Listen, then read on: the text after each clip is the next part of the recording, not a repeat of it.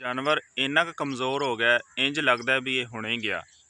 ਮੈਂ ਤੁਹਾਨੂੰ ਇੱਕ ਸਸਤਾ ਇੱਕ ਦੇਸੀ ਨੁਸਖਾ ਦੱਸਣ ਲੱਗਾ, ਜਿਹੜਾ ਕਿ ਤੁਸੀਂ 15 ਦਿਨ ਦਿਓਗੇ, ਇਨਸ਼ਾਅੱਲਾ ਤੁਹਾਡਾ ਜਾਨਵਰ 15 ਦਿਨਾਂ ਦੇ ਵਿੱਚ ਦੁਬਾਰਾ ਸਿਹਤਮੰਦ ਹੋ ਜਾਏਗਾ। अस्सलाम वालेकुम जी।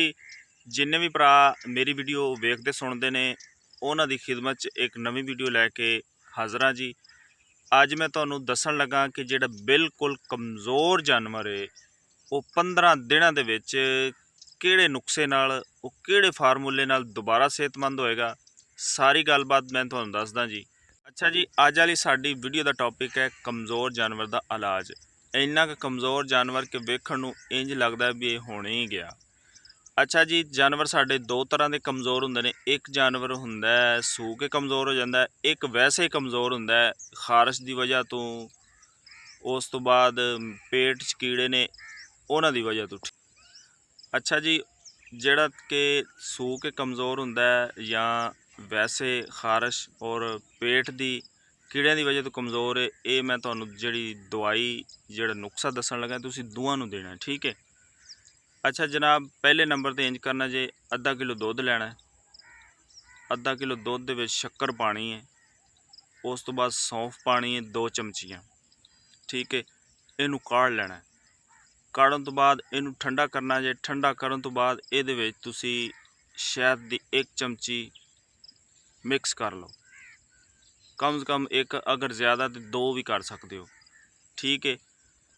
अच्छा, फिर ये तो बाद ये तुसी जड़ा ना घ्यो मिक्स करना है, डालडा कर लो, देसी कर लो, अगर घ्यो नहीं तो फिर सरों का तेल है वो मिक्स कर लो, ठीक है।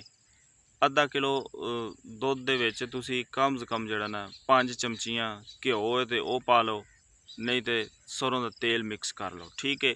इन्हां चीज़ों नूं फेंट के तुसी जनाब मिक्स करके ये जिहड़े तुहाडे कमज़ोर जानवर है ना, भावें सूह के कमज़ोर है तो भावें सूण तो बगैर कमज़ोर है, चाहे वह बकरा है या बकरी है, ठीक है। जिहड़ा ते सूण वाला जानवर है उन्होंने तुसी ये नहीं देना, उन्होंने जिहड़ी तुसी कोई दाने वगैरह पा रहे हो वो ही दिया जे, ठीक है। अच्छा जनाब, ये तुसी 15 दिन देने ने, पाइया पाइया जानवर, एक पाइया एक जानवर का ये नुस्खा है। ये तुसी 15 दिन ये अपना नुस्खा नूं देना है अपने जानवर नूं।